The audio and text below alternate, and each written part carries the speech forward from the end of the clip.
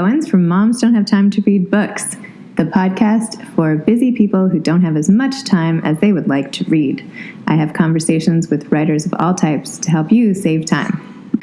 Today's episode of Moms Don't Have Time to Read Books has been sponsored by Babo Botanicals, B-A-B-O Botanicals, organic solutions for sun, skin, and hair for the whole family. Rebecca Makkai is the author of 3 novels, The Borrower, The 100-Year House, and her most recent book, The Great Believers, which just came out on June 19th. She also wrote a collection of short stories called Music for Wartime. A graduate of Washington and Lee with an MA in English from Middlebury, Rebecca was a Montessori elementary school teacher before publishing her first book. She has since taught at Northwestern, the MFA program at Sierra Nevada, and at multiple workshops and writers' conferences. She currently lives in Chicago and Vermont with her husband and 2 daughters. Does that sound right? Yep, that's it. Okay. So welcome, Rebecca.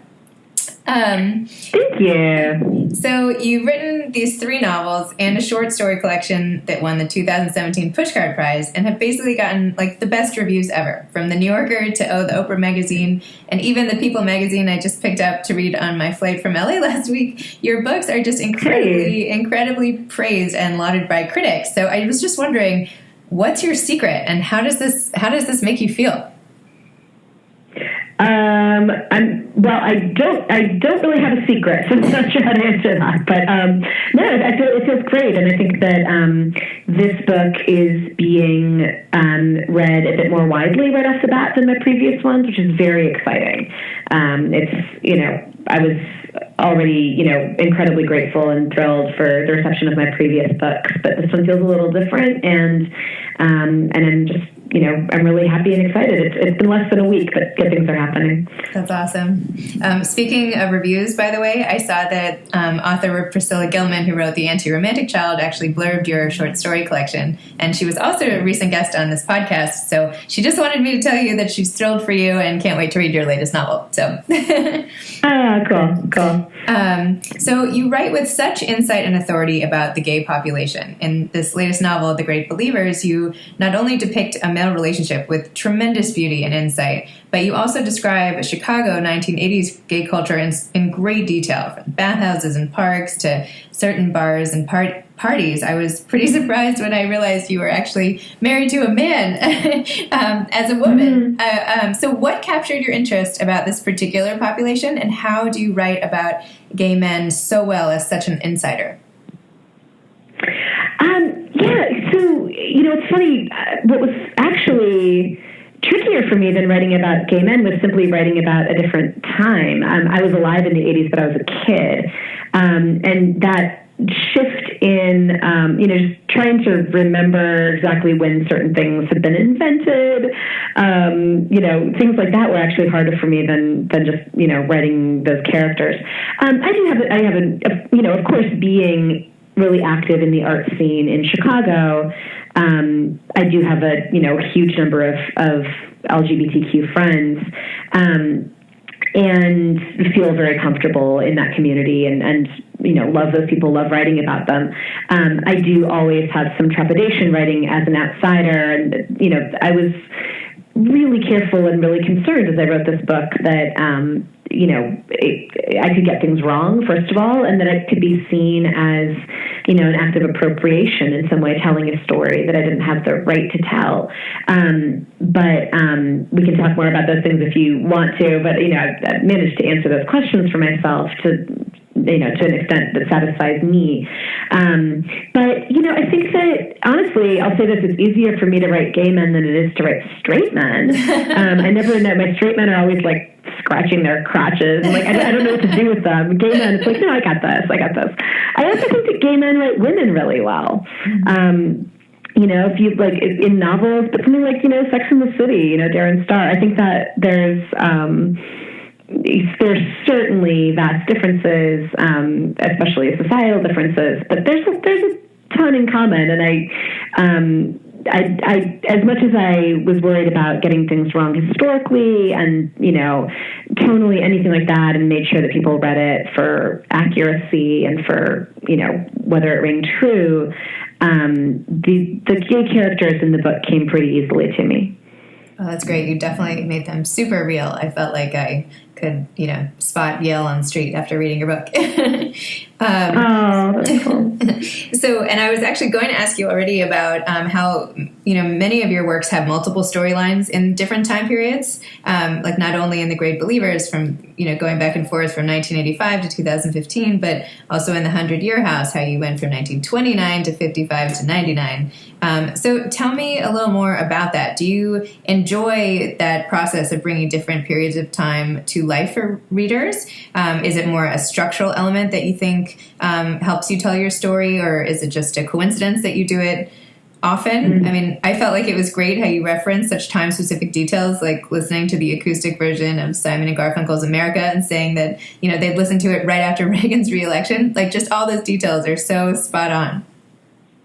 Yeah, it's actually, the appeal for me isn't necessarily in those details, although they are fun. But what I think makes me play with time and write about multiple time periods is that's what kind of gives me writer goosebumps. The span of time and the dramatic irony that it makes possible, right? That like the dramatic irony for people who aren't up on their middle school English or whatever the last time that was mentioned would be like when we know more than the characters, right. And that can seem really heavy-handed sometimes in fiction, where it's like, there's someone waiting around the corner and they don't know it yet. But writing with a gap in time allows us to use that dramatic irony. Like if we're going back and forth between the 80s and 2015, we end up knowing more about the 80s than the characters in the 80s now. We know what's around what's coming. And that becomes really interesting for me to play with structurally, and I just find that exciting on a writer level, I think. And I think I also like reading stuff like that, which is always a good sign. Me too. By the way, just for one detail that I just wanted to tell you how much I liked, when Charlie apologizes to Yale and The Great Believers after their fight, when they misinterpreted the events at their friend's memorial service, he writes the word sorry out in M&Ms on their bed. I thought that was so brilliant. I'm definitely going to have to steal that idea. And I was wondering, has someone done this for you? No, if someone could do that, that'd be awesome. No. Right. That's funny. That was a later addition as I kind of was working on their relationship a little bit more, and I wanted to include that, and also it was a great excuse to include the tan M&Ms that don't exist anymore. Totally, I loved those. I also grew up in the 80s, so I remember sorting all those little colors out, and the light brown and the dark brown. Yeah. Yep. So in The Borrower, you wrote about an accidental kidnapping, and I understand it took you about 9 years to finish that book. And I was wondering if you could tell me more about that process and what made you keep coming back to the book over and over again. Did you ever want to just throw it out and start again, or? Yeah, I did throw it out a lot of times, actually. I abandoned it temporarily a lot of times. I think there are many writers whose first books take them around 8 to 10 years. For several reasons, because that's a little bit long, right? But, partly because you're probably working a full-time job during that time without the promise of this book ever getting published. You don't know if you're deluding yourself. You don't know if it's just a weird hobby you have. So it's hard to prioritize it. And then also, you're still learning how to write a novel. You might have written a bunch of different short stories and you could write them in a day or two, but and then you get good at, you get better at the short story because you've just done it a lot of times. But your first novel, it is at least going to take you a few years this is your first time out the gate, and then you're trying to write something publishable. It's funny because I think people who aren't writers or aren't long-term writers, I think get a little confused by that whole NaNoWriMo thing, that National Novel Writing Month, which is a really cool idea. It's a great way for people to get some stuff down on the page. It's a great way to get teenagers involved in writing. But it takes a lot more than a month to write a novel. So usually it takes, about 3 or 4 years for a literary novel. Yeah, no, during those 10 years, I abandoned that project several times. I was working the whole time on short stories, which became my collection. And then meanwhile, I was starting my second novel. I was starting The 100-Year House during one of the times when I'd abandoned The Borrower. I came back to it in the end, partly because I couldn't really let go of those characters. I found them really compelling. And also because in the end I realized, gosh, it was almost done. I'd abandoned it and started this new book that then, as soon as it started giving me trouble, I went back and looked at The Borrower and was like, wait, what was I thinking? It's going to be fine. That was a long, winding road, but I think that's not unusual for a first novel. And aside from trial and error and just practice, how did you teach yourself how to write a novel? Or did you teach yourself? Did you take a class? Or how did you do it? I think that there was a lot of thinking and reading about plot and about structure that helped me.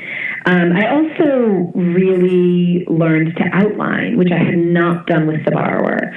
For The Borrower, my only outline, I had like this one pie chart that I drew with like the percentages of time I'd spend on different parts of the book or something. But, I write fairly detailed outlines for The 100-Year House because it was backwards in time and it was a very intricate plot. I had a really elaborate outline. For The Great Believers, it was quite a bit looser, but I still needed to have one. And I needed to, you need to do things like keep track of the dates that things happen. I was mapping this one in my Google Calendar, which is still in there. I scrolled back a few years so that the days of the week would line up with 1985 and 1986. And then I had, these events that I was putting in there, partly because, since it is a novel about AIDS, I needed to make sure that, 2 weeks passed between someone taking the test and getting their results, things like that. So, that kind of thing with the first novel, I didn't have a list of, my characters and how old they were. I didn't have a timeline.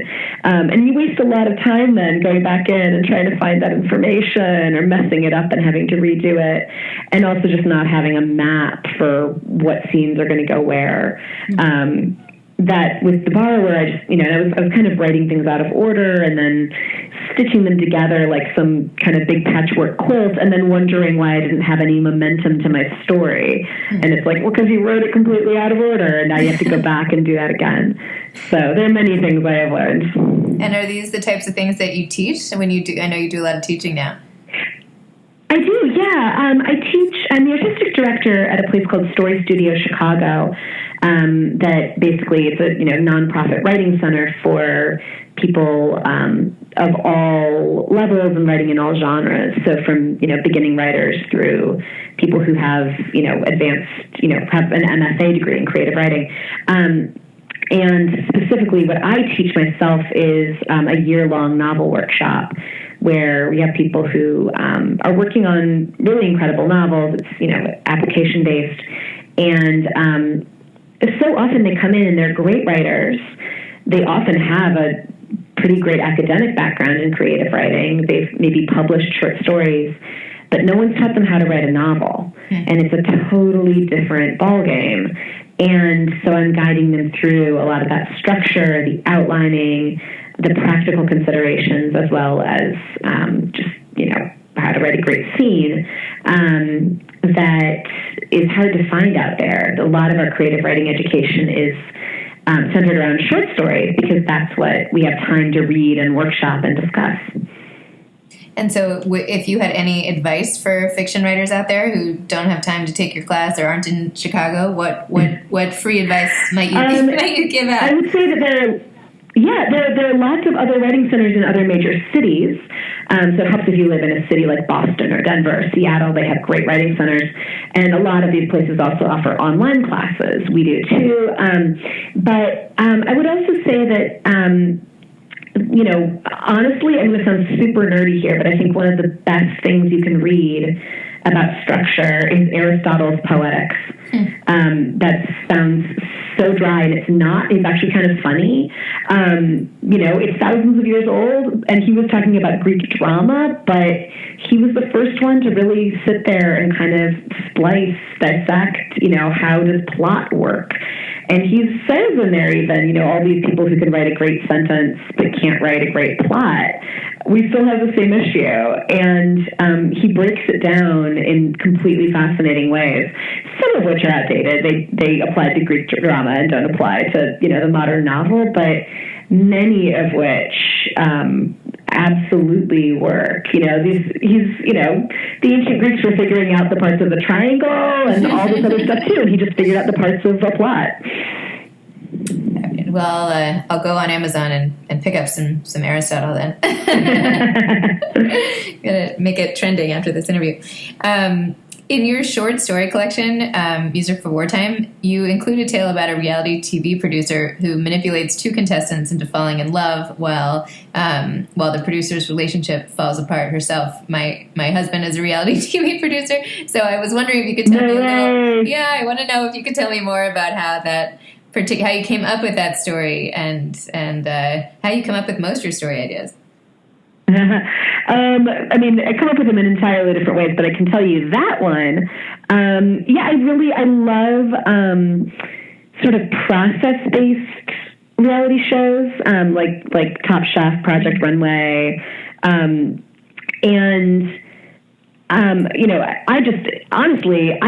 always recommending them to writing students, just as it's kind of really cathartic to watch someone else cry about their failed art and to see what they struggle with and to look at the psychology of, like, do they let the criticism get to their head, et cetera. And at the same time, that they're, actually scripted in many ways. And I became really fascinated with the talking head interviews. And this is way back. I wrote this story in probably like 2009. I'm ballparking there. Yeah. But I became really fascinated by the talking head interviews and by the question of who was on the other side of that interview and what were they asking to get them to say these things. And sometimes it becomes really clear that they're saying, whose work are you concerned about? And then they'll answer with, like, I'm really concerned about, Annalisa's look. I don't think the judges are going to like it. And they've totally been coached into saying that. And I just became really interested in that other invisible, silent person as a character. It was hard because I couldn't research much about how reality TV is made because, as you know, if your husband works in this, they sign these non-disclosure agreements that are pretty intense. Yeah. So it was a lot of guesswork that then I later had, verified in some ways by when I did meet people who worked in reality TV. But I was kind of assuming the worst and then writing it down and then, like, I think in some ways I was right. In some ways I'm sure I was wrong, but it didn't have the, commitment to realism there that I have with a book like The Great Believers, where I'm writing about something so sensitive. Right. Well, that makes sense. I know in a previous interview you had, someone had asked you about how you came up with story ideas, and you said you didn't know, but it was the same as, how do you come up with what you dream about? It just is, right? Right. Is that how you feel? Yeah, it is. I have to say, like, I never understood that question for the longest time because I was like, well, what do you mean? Like, it just seems so natural to me that you constantly have story ideas wherever you go, and the way that you take that idea and it grows into a story. How old are your daughters, by the way? So 7 and 10. 7 and 10. And so how do you manage all the writing and being a mom too? Like, when do you write, and how do you involve the girls at all? If at all, with your writing? Oh gosh, I wouldn't want to involve them with my writing. That would be a terrible mistake.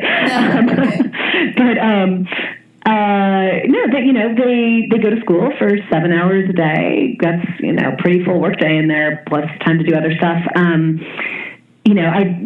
do a lot of traveling to promote my work, and they're great about it. They're really independent. It's funny because I get this question all the time when I'm on the road. It's specifically, for some reason, it's from older women, and I think I understand it's a generational difference. But they'll meet me at a signing or something and say, "Who's watching your children?" And I'll say, "Their father, their human father," like, of course. And then they'll go into, "Oh my gosh, you're so lucky that he," and I'm like, and I just kind of let it fly. But it's like, luck had nothing to do with that. I never would have married someone who wasn't going to parent their children and let me have my career like that. He's pretty great, but I'm not going to give him superhuman credit. That's like, he's it's like any other career that you need to balance. And in the same way that, because my thing is, and I understand you're asking me that because of, that's the nature of your podcast. But, I know that as I'm out on the road and I get this question, it's like, you're not asking male authors this, like the guy who, read at this bookstore last week, you didn't ask him this. Come on. I like to ask. But no, I like to ask. Go ahead. I ask male authors too when they do their writing, how they balance family. I promise I'm not. I wasn't trying to. No, you I trust. You I trust, and it's germane to your podcast. But no, I was going to say to my kids, it's fun because this is the first book that they've really understood what's going on. My last book came out 3 years ago, and they were just a little too young to really get it. And now they're excited to, see my book in magazines or to hear where I'm going and to, know I'm going to be on radio or TV or whatever. They're pretty excited about it, which is great. And, since they're girls too, it's like you want to see them. I want them to see their mom having a, important, fulfilling, exciting career. That's important. Totally. I have 4 kids myself, and I feel like even though they go to school, I don't really have that much time somehow to get everything done that I need to. So maybe my question is selfish in nature because I'm always totally. But if your children asked you if they should grow up and be writers too, what would you tell them? Yeah, I mean, here's the thing. Like, I was really grateful that in my childhood home, writing was seen as a legitimate career. My father is a poet. His mother was a novelist. And, my mother is an academic. And I certainly was advised wisely to, make sure that I had other employment opportunities. I majored in English rather than creative writing, which that really didn't matter in the end. But, as you said, I taught elementary school for a while as I was publishing my first work. Because, no one's going to graduate from college and go get hired to be a fiction writer. That's not a thing. Right. Also, I don't know if anyone really wants to read what a recent college graduate thinks about life. Give it a few years. No offense, but, there's no such thing as a writing prodigy. And, it's probably for a reason. You need to, there needs to be a little bit more time that passes. I would say that, and I would, I will say both of my children are tremendously creative to the point where I would be shocked if they don't have careers in the arts. Something would have had to go kind of awry, I think, for that to be the case. They see with me the amount of work that entails, the hustle that's involved in that, but it's not about sitting in a beautiful cabin in the woods and writing something pretty. It's a job. And so I think they'd be, in many ways well prepared for that life. They certainly have been warned by example. Let's say that. And what's next for you? What do you want to do next? Another novel or more short stories, or what's on your? Yeah. I think it will be another novel. Meanwhile, I'm working on short stories that, might appear, one at a time in various magazines. I'll never stop writing short stories. But I have like 3 different competing novel ideas kicking around. And this is a good position to be in, but I'm so excited about all 3 of them that I can't commit to one of them. Wow. And they can't really coexist in the same novel. So I think I know which one I'm going with. Sounds like but I'm really idea driven. If I get an idea that's a short story idea, that's what I'm going to write. And if tomorrow I got an idea for a play, that's what I would write. just knowing that my next most compelling ideas are for novels, and I'm pretty sure it's going to be a novel next. Sounds like you need a 3-book deal. Yeah, sure. I know that would involve deadlines. I'm happy to pass on that. Well, thank you so much. Those were most of my questions, and it was really great chatting with you. I loved your book, The Great Believers. It was amazing and so just powerful, and I feel like it really took me to another place and time and made me really attached to all your characters. So thank you for transporting me. Thanks. All right. I really appreciate it. No problem. All right, take care. Thanks so much. Thanks. Okay, bye-bye. Bye.